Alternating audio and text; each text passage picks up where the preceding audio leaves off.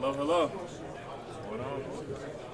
Cooper, can you just talk about what this moment is like to have your family and friends here and on the eve of the biggest moment of your career?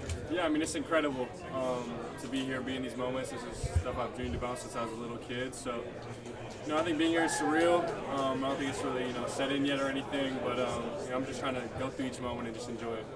What was the moment for you like when the ping pong ball revealed what they did and you knew, hey, I'm going to Dallas?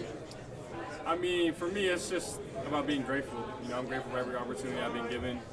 So no matter the outcome, no matter what has happened, no matter what happens tomorrow night, for me, it's just about being grateful and just really enjoying the moment. There's a lot of talk about joining Dallas.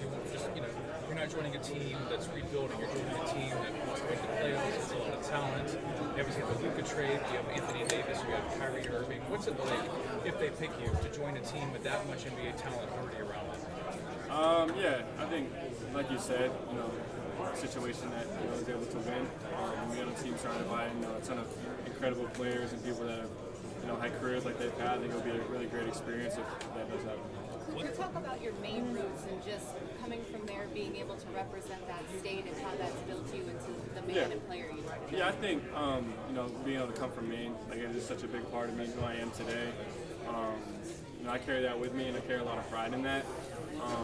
Sending that message that it doesn't matter where you're from and that sort of thing. So just proving to the kids in Maine, and even bigger than that, kids from anywhere around the world, that it doesn't matter as long as you believe in yourself and you work hard. Cooper, the Mavs told you you're going to take you number one, and then I'm having conversations with guys from Duke like Lively and Kyrie. No, I haven't had that conversation at all. So, I'm just, going through this process like everybody else. I do my workout. So I'm just going to see what happens tomorrow night. What was that work? No, I have not had that conversation. No. Cooper, what was the workout like in Dallas, and what was your interactions with their staff? Yeah, I think it was an incredible visit for me, and workout to be able to go down there and see all the facilities and stuff. And get in the gym, and I got a good hour 15 workout in. A bunch of rebounders, staff, coaches, player development guys, got in and were guarding me. So to get some live reads and stuff, I think it was really really good to see. And then I got to see some of the players work out after, and some of the guys in the team work out and kind of what they do. So that's pretty cool. Cool question over here. Playing against guys that are going to be future Hall of Famers. What did that experience do for you, and how different are you from a player now than you were back last summer? Can you repeat that again? Yeah, almost a year ago you were playing against guys who were going to be future Hall of Famers. So how did that experience kind of shape you, and what's the difference between you and the I think that experience of being able to go to USA thing on the select team was it's priceless for me. It's such a good learning experience for me to go there, learn from everybody. There's a ton of Hall of Fame players, so I think I just took that as a huge learning experience, and I tried to learn as much as I could. And I think now it's just that confidence I got from playing with them. I know I can play my game and be who I am, and I think I've gotten a lot better since then too. So I'm just excited to be in this environment and be able to just do what I do. Cooper, do you remember where you were when Luka got traded and what your reaction was? Because obviously that was huge NBA news. Yeah, I remember being with all my guys. I think it might have been the night that we played UNC at home, and we won that game, and so we were all kind of hanging out together. And I remember my teammate Darren Harris. He was the first one to see the Shams post, and we just all started going crazy. Like, it was just such a shock. Like, it was crazy. I got a question. Being from Maine, do you like lobster? Lobster isn't my personal favorite, but a good Maine lobster roll. My trainer's wife makes a really nice lobster roll. I think is really good. Good. Thank you very much. I appreciate it. Good luck tomorrow. What do you think of Liam McNeely? What do I think of Liam McNeely? He's all right. Nah, Liam's great. I miss playing with him a lot. He's one of the best players I've ever played with. So I miss playing with him. Yeah, it's crazy. I think having the 4 guys from Auburn, including my 3 teammates from there, and then even my teammates from Duke. I have 7 people I know in the green room personally, and I played with. So I think it's incredible, to go through this experience with them. Like last night, I'm hanging out with Kaman, just talking to him about his whole experience and all the workouts he went through and stuff, and just catching up. So it's been incredible to have guys I can lean on and really spend some time with during this whole process. Cooper, you talked about the. Yeah, I think it's it's part of that brotherhood. It's part of the path you see, and it's kind of it's something that drew me to Duke. And watching Palmer, watching Tatum, and their path, going through college, dominating, and then going on to the next level and having success as well. So I think that's part of the brotherhood. That's part of the attraction of Duke, is the way they're able to develop guys to get to the next level. Cooper, you talked about the Luka. I mean, Coach Shire was incredible for me. He's with me every step of the way through my recruitment. And then moving on to the whole year of just trusting me, and we had a great relationship.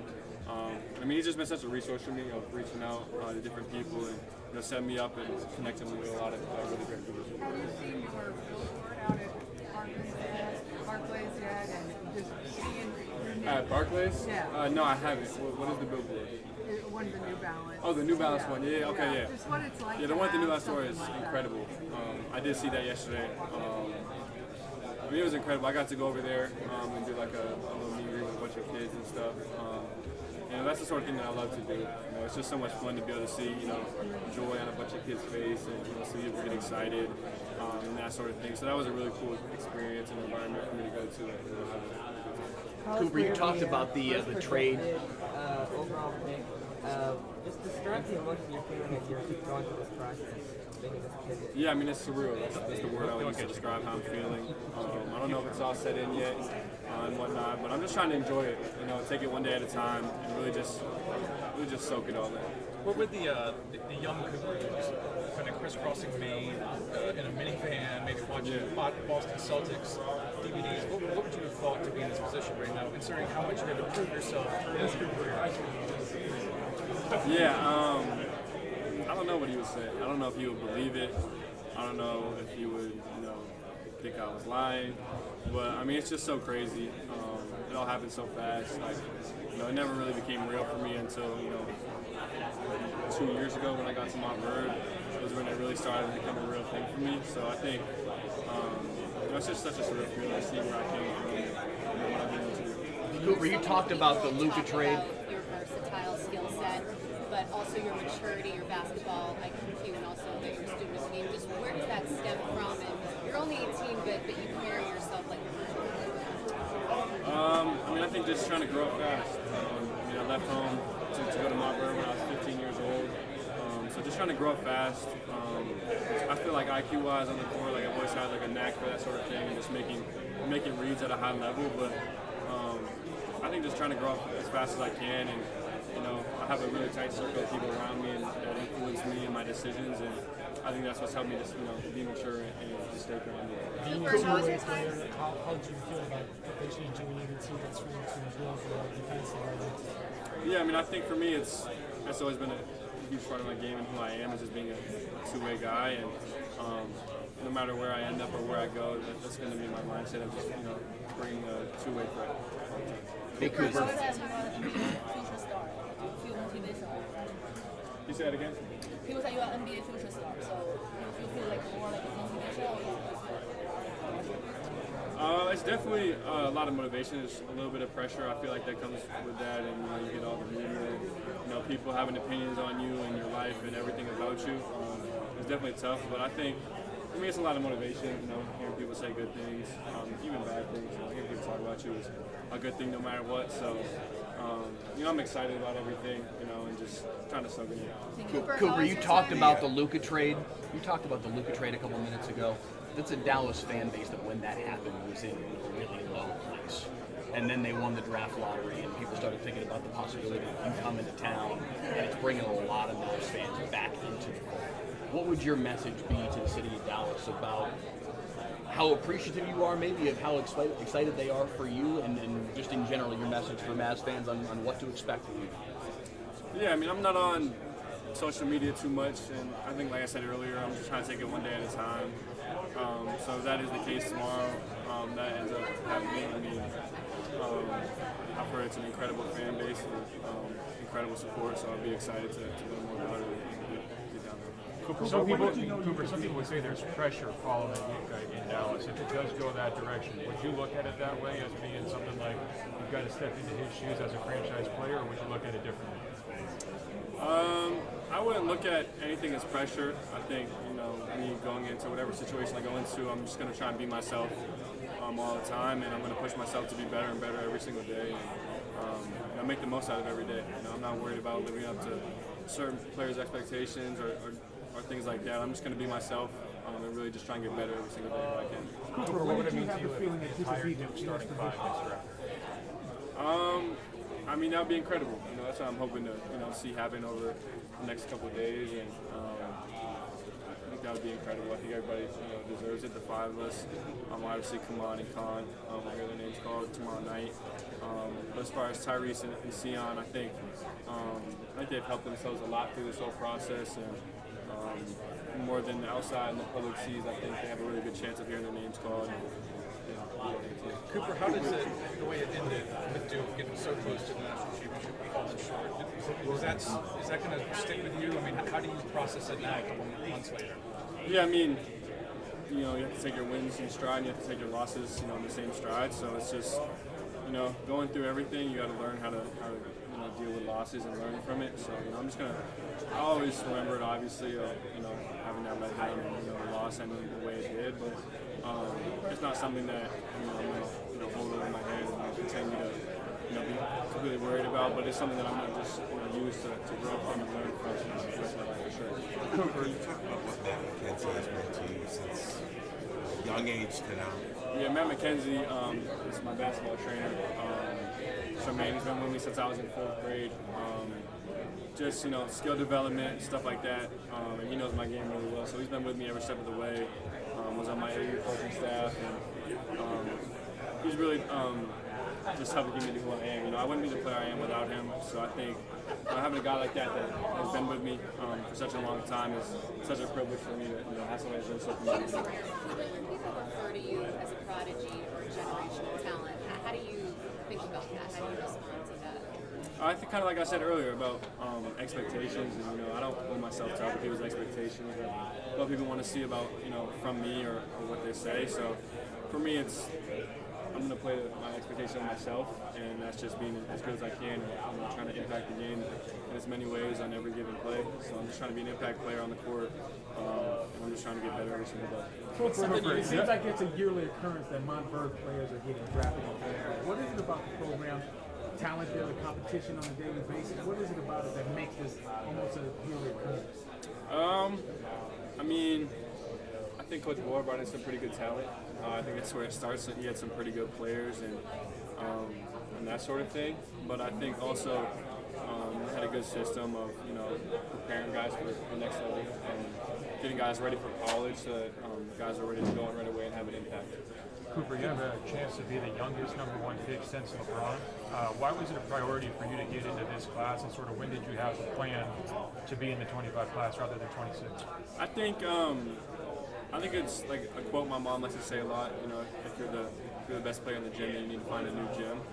So for me, it was about thinking about what I had left to do in high school and how much that would push me to become a better player. So for me, that decision wasn't too hard. After going undefeated with that team, it was before that. So I kind of knew that we were going to have a really, really good team, and then the next year would kind of be a fall off of the competition and things like that. So I kind of just made that decision based on that. I felt like it was time for me to kind of get to a new environment and push myself to higher levels and to really just get in a new environment and be surrounded by really great players. What did you like about the New Balance shoe, and what was that process like?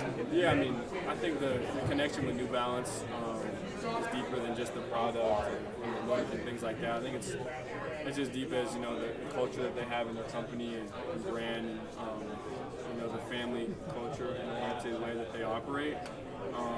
I think having connections to New England and factories in Maine and those ties are really important to me, as well as the shoe looking really nice and just really loving. What's the name of the shoe? The name of what shoe? I don't have a shoe. So I'll wear a bunch of different models. The Hezzy Lows, the two-ways, probably wear some Kawhis. I've been wearing and I like a bunch of different shoes, but I don't have a personal shoe. In your visit to Dallas, what's something you learned about the organization? I mean, I learned a lot. I learned a lot about the people down there. I learned a lot about the facilities. I learned a lot about the guys. I was dealing with some of the guys on the team. So I mean, that was just a really good experience. by celebrity you would want to see on your first NBA game courtside? That's a good question. I don't know if you count Larry Bird as a celebrity, but that would be really cool. Any rapper? No, I don't have a favorite rapper. What did you like so much when you were a kid about Bird and his game? And just the way I think just the things he was about, the way he played so hard on every possession, the way he, was diving on the floor, doing all the little things. That's kind of just the way I modeled my game when I was younger, and that sort of stuff. So I think that's kind of why I play the way I am. I didn't give credit to that of just modeling myself after him and the way he was able to play. I think he was able to do. Cooper, there's a lot of draft parties in Maine for tomorrow night. If you could say something to the people back home. Yeah, I mean, I'm blessed, to have such a supportive state and people back home that support me so much. So I'm just truly blessed, and I'm grateful for everybody that's going to show up to the parties and celebrating my life. How do you want to score your first NBA bucket? Maybe dunking on somebody. I feel like that'd be pretty cool. Come on, Mom, that's my former teammate. I feel like that'd be pretty cool.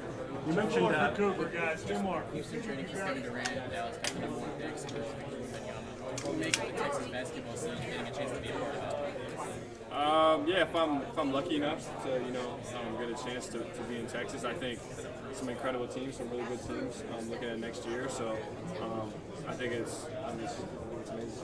Cooper, what do you think will be going through your mind when you're thinking about permission to call it walking up there? I mean, it's been a journey for you. Yeah, I don't know what's going to go through my mind. My mind will probably be racing, going 100 miles an hour. I'll probably think about every little thing.